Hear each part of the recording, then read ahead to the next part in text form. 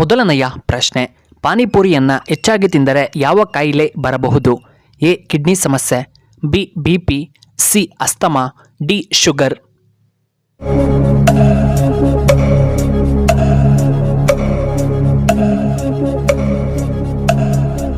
ಇದಕ್ಕೆ ಸರಿಯಾದ ಉತ್ತರ ಆಪ್ಷನ್ ಎ ಕಿಡ್ನಿ ಸಮಸ್ಯೆ ಬರಬಹುದು. ಎರಡನೆಯ ಪ್ರಶ್ನೆ, ಶ್ವಾಸಕೋಶಗಳು ಆರೋಗ್ಯವಾಗಿರಲು ಯಾವ ಜ್ಯೂಸನ್ನು ನಾವು ಕುಡಿಯಬೇಕು? ಎ ಮುಲ್ಲಂಗಿ juice, B carrot juice, C beetroot juice, D ಹಾಗಲಕಾಯಿಯ ಜ್ಯೂಸ್.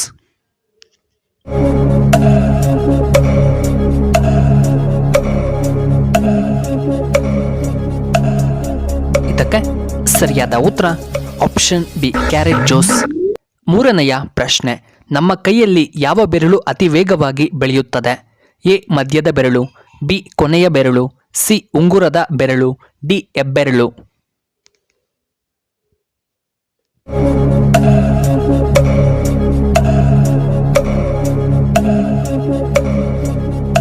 ಇದಕ್ಕೆ ಸರಿಯಾದ ಉತ್ತರ ಆಪ್ಷನ್ ಎ ಮಧ್ಯದ ಬೆರಳು.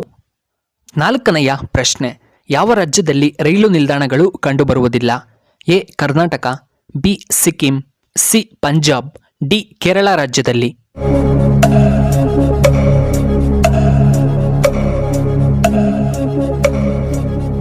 ಇದಕ್ಕೆ ಸರಿಯಾದ ಉತ್ತರ ಆಪ್ಷನ್ ಬಿ ಸಿಕ್ಕಿಂನಲ್ಲಿ ಕಂಡುಬರುವುದಿಲ್ಲ. ಐದನೆಯ ಪ್ರಶ್ನೆ, ಕುಂಭಮೇಳವು ಎಷ್ಟು ವರ್ಷಗಳಿಗೊಮ್ಮೆ ನಡೆಯುತ್ತದೆ? ಎ 5 ವರ್ಷಗಳು, ಬಿ 10 ವರ್ಷಗಳು, ಸಿ 12 ವರ್ಷಗಳು, ಡಿ 4 ವರ್ಷಗಳು.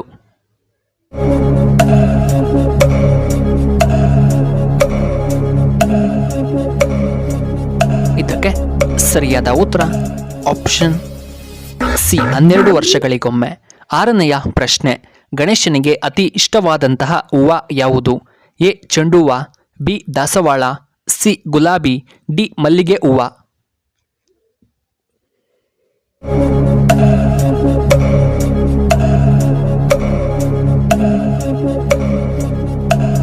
ಇದಕ್ಕೆ ಸರಿಯಾದ ಉತ್ತರ ಆಪ್ಷನ್ ಬಿ ದಾಸವಾಳ.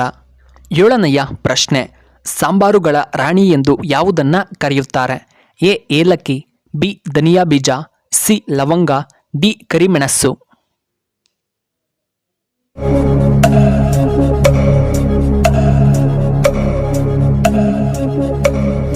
ಇದಕ್ಕೆ ಸರಿಯಾದ ಉತ್ತರ ಆಪ್ಷನ್ ಎ ಏಲಕ್ಕಿಯನ್ನ ಕರೆಯುತ್ತಾರೆ. ಎಂಟನೆಯ ಪ್ರಶ್ನೆ, ಅತಿ ಹೆಚ್ಚು ಟೀಯನ್ನು ಉತ್ಪಾದಿಸುವಂತಹ ದೇಶ ಯಾವುದು? A China, B Russia, C America, D Korea.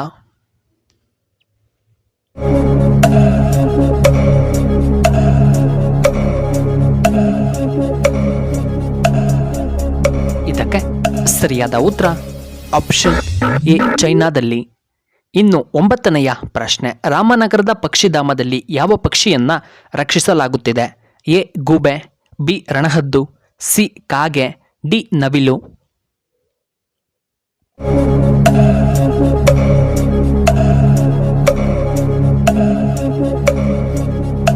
ಇದಕ್ಕೆ ಸರಿಯಾದ ಉತ್ತರ ಆಪ್ಷನ್ ಬಿ ರಣಹದ್ದನ್ನ ರಕ್ಷಿಸಲಾಗಿದೆ. ಹತ್ತನೆಯ ಪ್ರಶ್ನೆ, ಬೆಂಗಳೂರು ವಿಭಾಗದಲ್ಲಿ ಅತಿ ಹೆಚ್ಚು ಮಳೆ ಬೀಳುವಂತಹ ಸ್ಥಳ ಯಾವುದು? A Tumakuru, B Kolar, C Chikkaballapur, D Shivamogga.